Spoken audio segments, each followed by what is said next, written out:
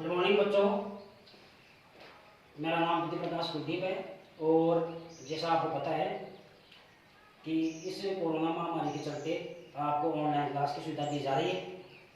तो आज हम कृषि जीव विज्ञान में जो कक्षा 12 की है उसका पहला चैप्टर है पादप, यहाँ लिख देता हूँ मैं, पादप प्रजनन विधियां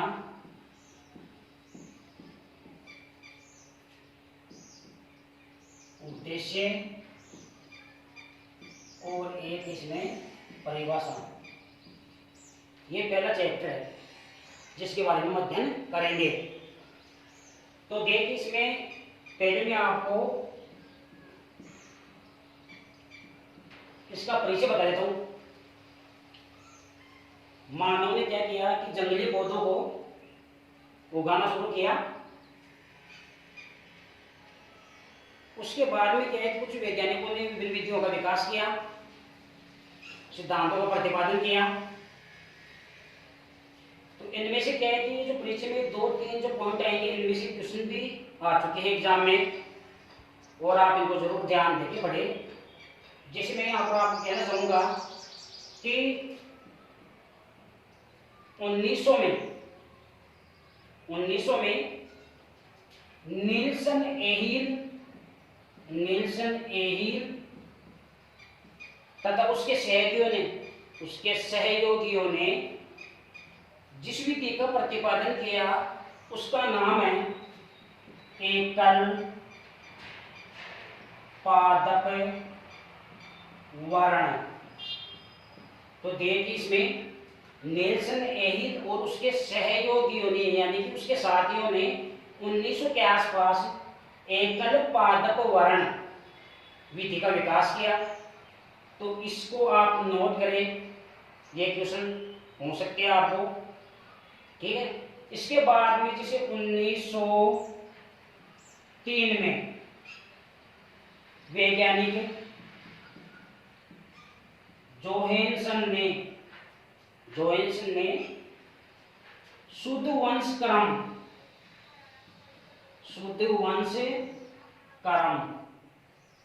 सिद्धांत का प्रतिपादन किया, ठीक है। तो ये दोनों ही पॉइंट इंपोर्टेंट है। जैसे आपसे पूछ सकते हैं कि एकल पादप वर्ण विधि का विकास किसने किया, तो आपको बताना है नील्सन एहिल और उसके साथियों ने। कब किया? 1900 के आसपास। इसी प्रकार 1903 में जोहेन्सन ने शुद्ध वंश क्रम, वैज्ञानिक का नाम क्या है? जोहेन्सन। उन्होंने शुद्ध वंश क्रम सिद्धांत का प्रतिपादन किया, ठीक है। अब क्या होता है कि जैसा आप जानते हैं कि 1856 में वैज्ञानिक ग्रेगर जॉन मेंडल ने मतलब उनके जो आनुवंशिकता के नियम है उनका प्रतिपादन किया गया। मेंडल के आनुवंशिकता के नियमों का प्रतिपादन किया गया 1856 में। 1900 में इसके नियमों की पुनः खोज हुई थी। वो 3 वैज्ञानिक थे जो आपने अच्छी तरीके से क्लास 10वीं में पढ़ा है। इसी प्रकार देखिए, इसके बाद में जीन अन्योन्य क्रिया तथा सहकदंता, इनकी खोज हुई। इनकी खोज होने के बाद में यह प्रमाणित हुआ, यह सिद्ध हुआ कि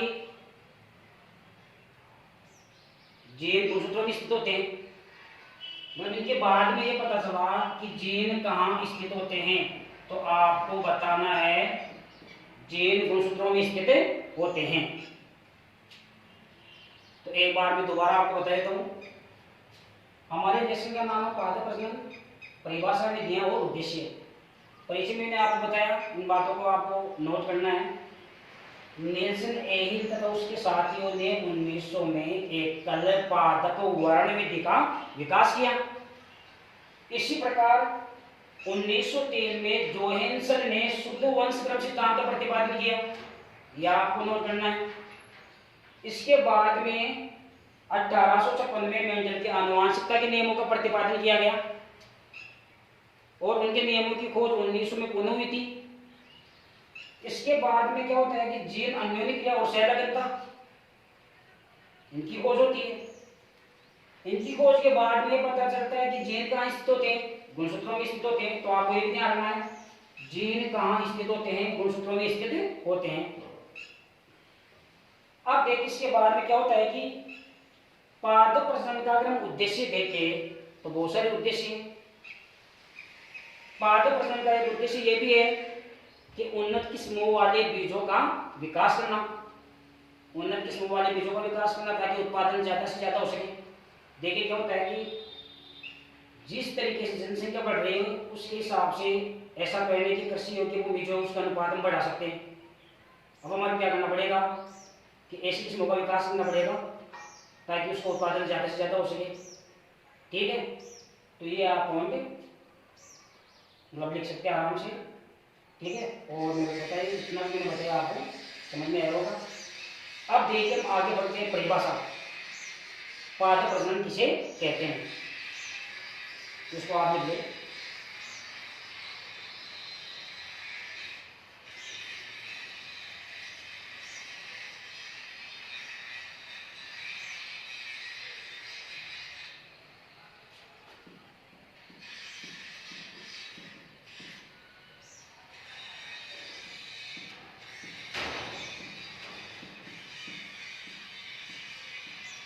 देखिए पादप प्रजनन की जो परिभाषा है, यहाँ पे इसकी दो परिभाषा है और दोनों आपको याद नहीं है, लेकिन जैसे मान लो एग्जाम में किसी पहुँचते परिभाषा पहुँचते तो आपको मतलब आप उसी परिभाषा लिख सकते हो।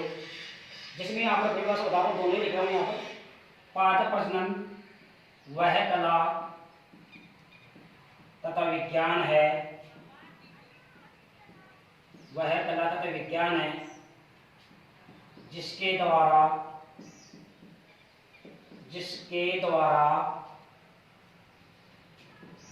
पौधों को अधिक आर्थिक महत्व वाले बनाने हेतु उनकी आनुवंशिकता में सुधार किया जाता है।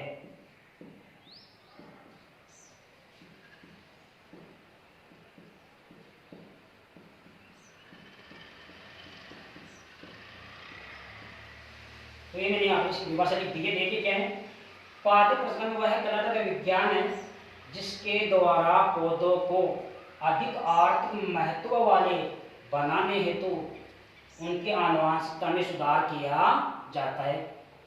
तो एक परिभाषा हो गई। इसके बाद में इसकी जो दूसरी परिभाषा है वो भी देख लीजिए आप क्या है। दूसरी जो इसकी परिभाषा है, पौधों के जीन प्रारूप में, पौधों के जीन प्रारूप में परिवर्तन करके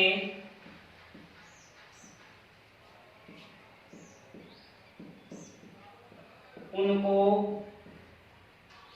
मानव के लिए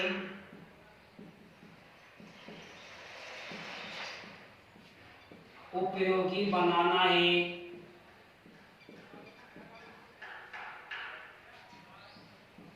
पौधों के जीन प्रारूप में परिवर्तन करके उनको मानव के लिए उपयोगी बनाना ही पादप प्रजनन कहलाता है।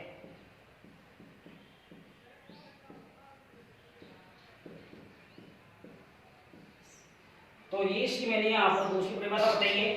दूसरी परिभाषा क्या है, पौधों के जीन प्रारूप में परिवर्तन करके उनको मानव के लिए उपयोगी बनाना ही पादप प्रजनन कहलाता है। तो पहली परिभाषा क्या थी, पादप प्रजनन वह कला तथा विज्ञान है जिसके द्वारा पौधों को अधिक आर्थिक महत्व वाले बनाने हेतु उनके आनुवंशिकता में सुधार किया जाता है। तो ये मैंने यहाँ पर दो परिभाषा बताई है, दोनों को आपको याद करना है। ठीक है, अब देखिए इसके बाद में क्या है, अब हम इसके बाद में पढ़ेंगे पादप प्रजनन के उद्देश्य, पादप प्रजनन के उद्देश्य। तो देखो ये प्रश्न आया हुआ है कि पादप प्रजनन के क्या उद्देश्य हैं, ये एग्जाम में पूछा गया है। ठीक है, तो आपको ये उद्देश्य याद रखना है। तो मैं यहाँ पर एक एक करके इनको लिख रहा हूँ। पहला जो उद्देश्य है वो है अधिक उपज, अधिक उपज। देखिए पादप प्रजनन का पहला जो उद्देश्य है अधिक उपज प्राप्त करना, ताकि उपज में 20 से 25% तक बढ़ोतरी हो सकती है। तो ये ध्यान रखना है कितने परसेंट तक वृद्धि हो सकती है, 20 से 25% तक वृद्धि हो सकती है पादप प्रजनन के द्वारा। अगर हम उन्नत किस्मों का, ये उन्नत किस्मों को कहाँ मिलेंगे। तो दूसरा इसका जो उद्देश्य है वो देखिए क्या है। पहला बता दिया अधिक उपज प्राप्त करना, दूसरा है उत्पाद के गुणों में सुधार करना, उत्पाद के गुणों में सुधार करना। दूसरा गुण क्या है इसका, उत्पाद के गुणों में सुधार करना।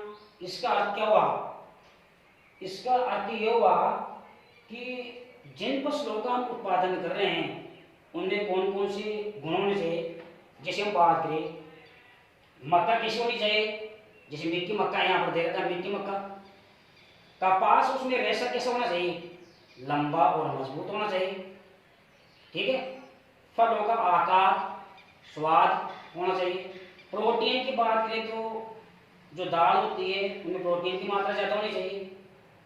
ठीक है, तो ये उत्पाद के गुणों में सुधार करना दूसरा उद्देश्य आपको समझ में आ गया होगा। अब तीसरा जो उद्देश्य है वो है कीट एवं रोग रोधी, कीट एवं रोग रोधी किस्मों का विकास करना।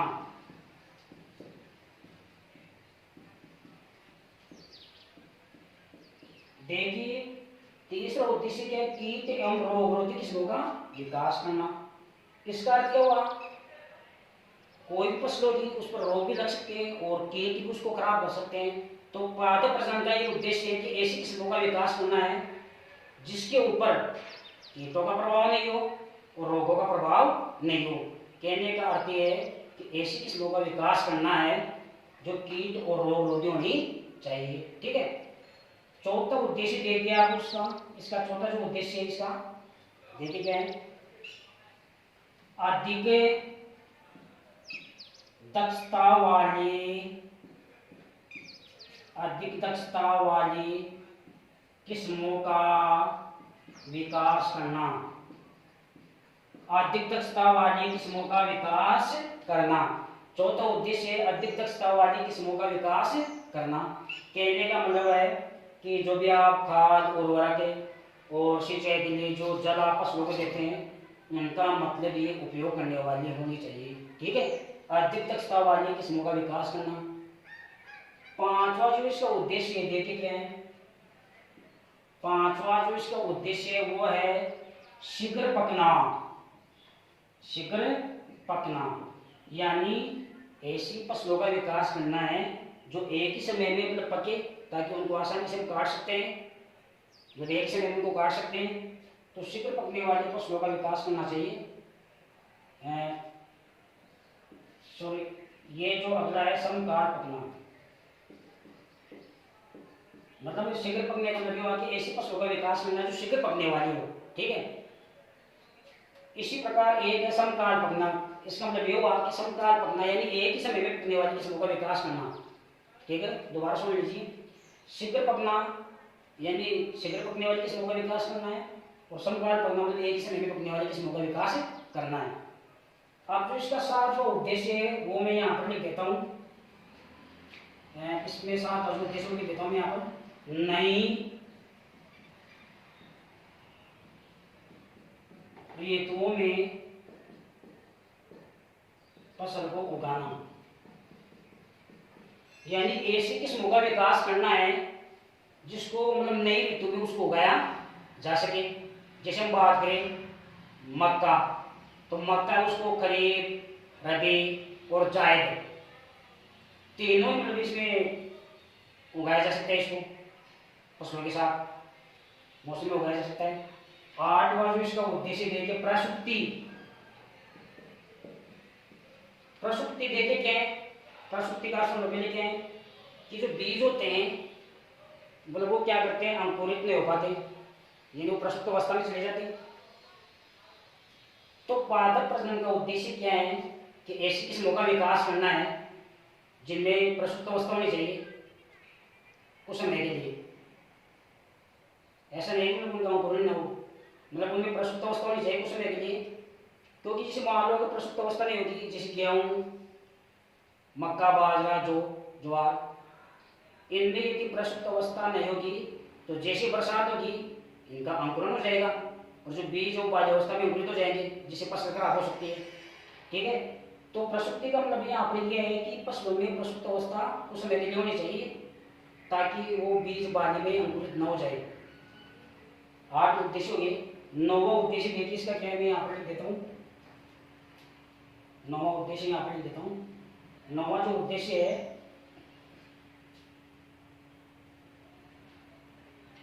अविषाणु पदार्थों से मुक्ति।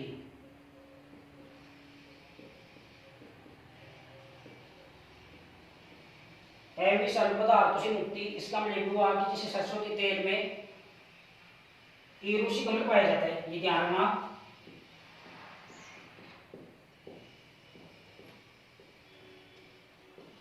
सरसों के तेल में ईरूसी अम्ल पाया जाता है जो कि एक टॉक्सिक पदार्थ मतलब अविषाणु मतलब जहरीला पदार्थ है। तो हमारे को ऐसी किस्मों का विकास करना है जो अविषाणु हो मतलब विषाणु पदार्थों से मुक्त होनी चाहिए।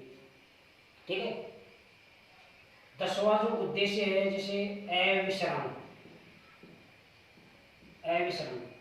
ऐसी किस्मों का विकास करना है जो विषित न हो। ठीक है, जैसे मूंग, उड़द। 11वां जो इसका उद्देश्य है, 11वें नंबर का जो उद्देश्य है अगर हमें यहाँ पर देखना चाहिए तो लवण और सूखा रोधी प्रतिरोधी। यहाँ पर लिख देता हूं मैं, लवण एवं सूखा रोधी किस्मों का विकास करना। यानी लवण और सूखा रोधी किस्मों का विकास कहने का मतलब ये है कि भारत में जैसे आप जानते हैं कि 70% भूमि जो है सिंचित है, जिनमें लवण पाए जाते हैं। ठीक है, जल की कमी पाई जाती है। तो ऐसी किस्मों का विकास करना है जो सूखे को सहन कर सके, लवण को सहन कर सके, उनमें भी हम फसलों को उगा सके। तो मैंने यहाँ पर आपको ये कुछ उद्देश्य बताए। ठीक है, जो आपको समझ में आ गए होंगे। एक बार दोबारा इन उद्देश्यों को दोहरा लेते हैं। क्या क्या है? पहला जो उद्देश्य है अधिक उपज। पादप प्रजनन का उद्देश्य यह है कि ऐसी किस्मों का विकास करना है जिससे हमारे को ज़्यादा से ज़्यादा उपज प्राप्त हो सके। कहने का मतलब ये है कि जो उपज प्राप्त होगी उसमें 20 से 25% तक वृद्धि हो सकती है। दूसरा मैंने क्या बताया आपको, उत्पाद के गुणों में सुधार करना, यानी उत्पाद जो प्राप्त होंगे उनके गुणों में सुधार करेंगे। कौन कौन से? जैसे कपास के अच्छा होना चाहिए, मैंने बताया था आपको, लंबा और मजबूत शक्तिशाली होना चाहिए, मीट की मक्का होनी चाहिए, फलों का आकार और स्वाद। ठीक है, ये कुछ पॉइंट है। तीसरा है कीट एवं रोग किस्मों का विकास करना, यानी ऐसी किस्मों का विकास करना है जो कीटों के प्रति और रोगों के प्रति प्रतिरोधी होनी चाहिए। चौथा उद्देश्य है अधिकतर स्तर वाली किस्मों का विकास करना है। अधिकतर स्तर वाली किस्मों का विकास करना है, जैसे सिंचाई, जल है, खाद है, उर्वरक है, मतलब उसका ये उपयोग कर सके। पांचवा है शीघ्र पकना, यानी ऐसी फसलों का विकास करना है जो शीघ्र पकने वाली हो। छठा इसका उद्देश्य समकाल पकना, यानी ऐसी फसलों का विकास करना जो एक ही समय में पकने वाली हो। सातवां उद्देश्य है नई ऋतुओं में फसल को उगाना, यानी ऐसी फसलों का विकास करना है जिसको नई ऋतु में उगाया जा सके। जैसे मक्का है उसको खरीफ, रबी, जायद इनके साथ में भी इनको उगाया जा सकता है इस मौसम में। इसी प्रकार 8 नंबर जो उद्देश्य है प्रसुप्ति। प्रसुप्ति का अर्थ मैंने आपको बताया था कि बीज है वो मतलब उनका अंकुरन नहीं हो पाते, निलंबन अवस्था में पहुंच जाते हैं। तो पादप प्रजनन का उद्देश्य यह है कि बीजों में प्रसुप्त अवस्था होनी चाहिए कुछ समय के लिए, अन्यथा बरसात होने पर जो बीज है वो बाह्य अवस्था में अंकुरित हो जाएंगे। 9वां इसका जो उद्देश्य है अविषाक्त पदार्थों से मुक्ति, यानी जैसे सरसों के तेल में मैंने आपको बताया एरोसिक अम्ल पाया जाता है जो जहरीला पदार्थ होता है जिसके मानव के लिए वो हानिकारक होता है। तो इनसे मतलब मुक्त पदार्थों का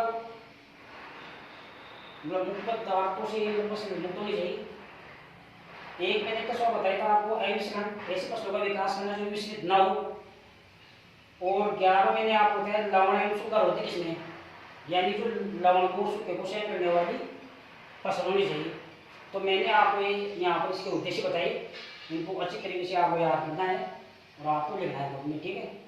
तो आज हमने अध्ययन किया पादप प्रजनन की परिभाषा, विधियाँ जो है टॉपिक ये आगे पढ़ेगी।